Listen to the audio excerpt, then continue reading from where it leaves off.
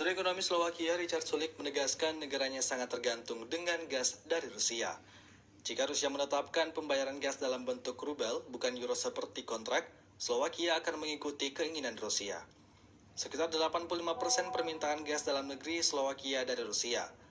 Rusia menetapkan pembayaran untuk gas dalam rubel.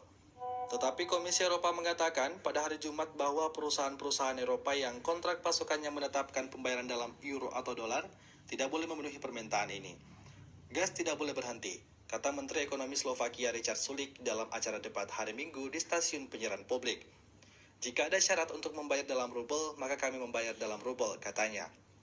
Slovakia mengatakan minggu ini perusahaan gas negara membayar tagihan bulan Maret untuk gas dalam euro, sebagaimana diatur dalam kontraknya.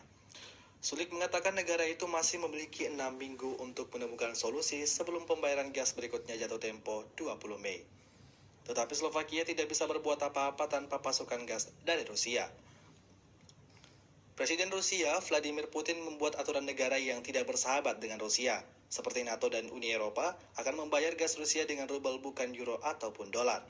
Slovakia masuk daftar negara tak bersahabat karena bergabung dengan NATO.